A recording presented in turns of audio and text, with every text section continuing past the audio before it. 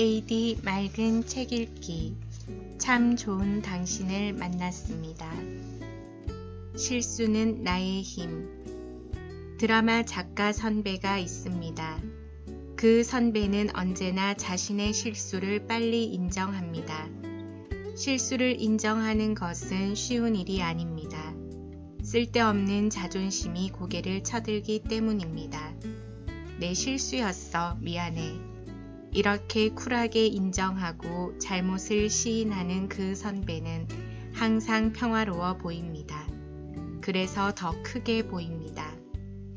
동물의 세계라는 프로그램에서 수천 수만 년을 날아오르고 내려앉기를 거듭하던 구남 갈매기나 흰머리 독수리들도 어느 순간 착지를 하지 못해 실수하는 장면을 보고 김영천 시인은 이런 시를 썼지요.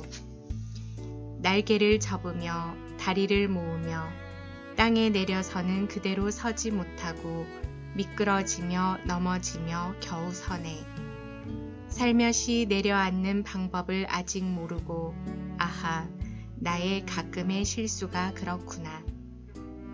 수천 년 수만 년이나 같은 일을 해오던 갈매기들도 제대로 착지를 못할 때가 있습니다. 때로는 실수도 하고 때로는 넘어지니까 우리는 발견할 수 있습니다. 실수를 눈감아주는 너그러운 사람을, 그리고 내가 넘어졌을 때 손 내밀어 일으켜주는 사람을.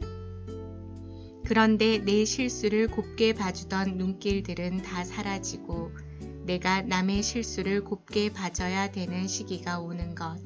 그게 바로 나이가 들었다는 증거겠지요. 그래서 나이 들수록 조심을 더 해야 합니다. 누구나 웃을 수 있는 실수만을, 그 누구에게도 상처를 주지 않는 실수를 하면서 살았으면 좋겠는데 가끔 남의 가슴을 후벼 파는 실수도 하게 됩니다. 그것도 사랑하는 사람의 마음을 아프게 하는 실수를. 누구한테나 들키는 실수는 오히려 괜찮습니다. 하지만 보이지 않는 잘못을 저지르게 되는 경우도 많습니다. 내가 저지른 실수가 사랑하는 사람에게 헤어날 수 없는 아픔으로 작용하면 그러면 정말 어떡하지요?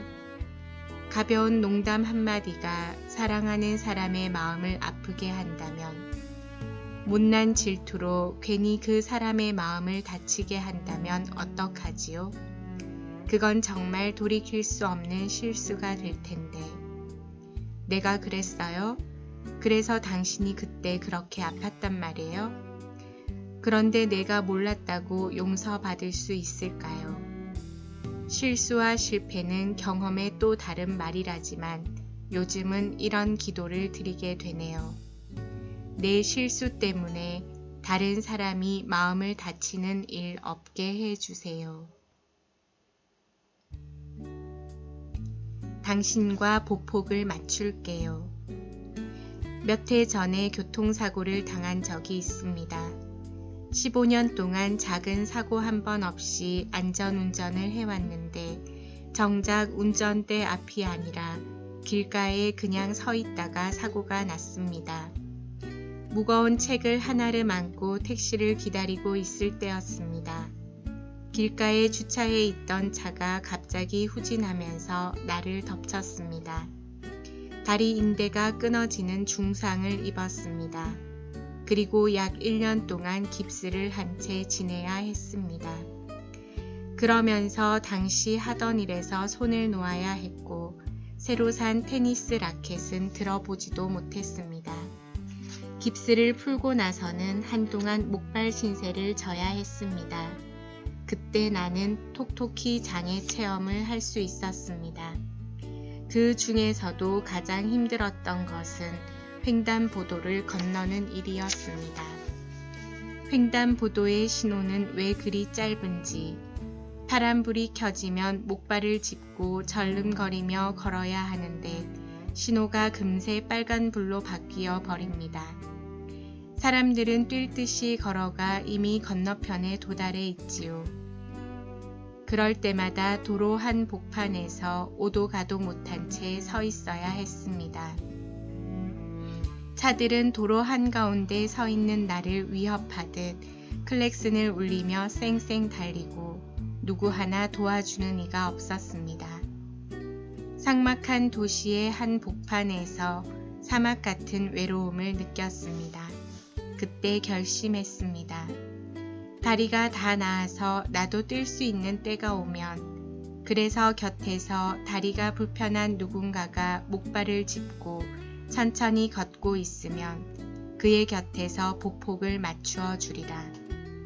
절대 먼저 뛰어가지 않고 그가 눈치채지 못하게 조용히 걷는 속도를 맞추리라. 나는 이제는 다 나아서 빠르게 걷기도 하고 뛰기도 하고 운동도 신나게 합니다. 몸이 불편했던 때를 잊은 채 횡단보도의 신호등이 켜지자마자 서둘러 뛰고 계단도 재빨리 오르내립니다. 그러던 어느 날입니다. 횡단보도를 건너는데 맞은편에서 한 사람이 오고 있었습니다.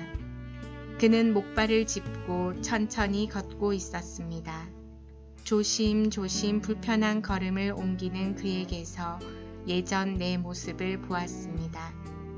넓은 횡단보도 중간에 혼자 서서 오도 가도 못한 채 울고만 싶었던 그날이 떠올랐습니다. 가슴 한 구석에 아릿한 통증이 느껴졌습니다. 맞은편에서 걷는 내 발걸음이 저절로 느려졌습니다. 신호등은 이미 빨간색으로 바뀌었습니다. 그때였습니다. 버스가 그냥 선 채 움직이지 않았습니다. 몸이 불편한 그 사람이 횡단보도를 다 건널 수 있도록 신호가 바뀌었는데도 기다려주는 것이었습니다. 뿐만 아니었습니다. 그 사람의 뒤에서 보폭을 맞추어 횡단보도를 천천히 건너는 사람들을 보았습니다. 가슴이 뭉클하고 눈시울이 뜨거워졌습니다. 나보다 불편한 타인의 입장에 서서 내 걸음의 속도를 늦추고 나보다 불행한 타인의 입장에 서서 내 삶의 속도를 늦추는 사람들. 그들은 세상 속에 있는 천사들이었습니다.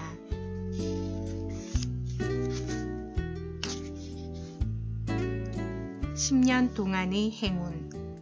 언니는 아침 7시부터 9시까지 일주일 내내 생방송으로 진행하는 라디오 방송 작가 일을 합니다. 15년이 넘게 그 일을 하는 동안 언니는 늘 새벽 3시면 잠에서 깨어 원고를 썼습니다. 그리고 아침 6시면 늘 집에서 나가 방송국으로 갔습니다. 언니가 사는 아파트는 30년 이상 된 낡은 아파트라서 그런지 엘리베이터 속도가 아주 느립니다. 언니의 아침 시간은 거의 전쟁 같은 시간들이기 때문에 느린 엘리베이터가 특히 더 더디게 느껴지기만 했습니다. 그런데 언니가 말하곤 했습니다. 나는 참 운이 좋은가 봐. 아침에 현관을 나가보면 10번에 서너 번쯤은 엘리베이터가 항상 9층에 서 있거든. 엘리베이터가 9층까지 올라오는 시간조차 너무나 아까운 아침인데 거의 대부분 그 엘리베이터가 9층에 서 있으니 얼마나 운이 좋으냐는 것입니다. 그렇게 언니는 아침마다 엘리베이터를 기분 좋게 타고 내려가곤 했습니다. 10년 넘게 말입니다. 어느 날 아침 엘리베이터를 타는데 언니네 옆집인 907호 부부가 같이 탔습니다. 두 분은 부부 약사로 늘 아침 일찍 나가곤 했습니다. 언니 말에 의하면 인상이 너무 선해서 보기만 해도 미소가 번지는 그런 분들이었습니다. 오늘도 운동 나가세요 하며 언니가 일상적인 인사를 건넸는데 옆집 아저씨가 말했습니다. 아침에 바쁘신 것 같아서 우리가 먼저 나갈 때는 늘 9층으로 엘리베이터를 올려놔요. 타고 내려오시라고요. 순간 언니의 마음에 행복한 충격이 전해졌습니다. 그러니까 그동안 운이 좋다고 느끼게 해준 9층에 서 있던 엘리베이터는 이웃집 부부가 바쁜 이웃을 위해 올려보낸 것이었습니다. 10년이 지나서야 그걸 알다니. 언니는 눈시울이 뜨거워졌습니다.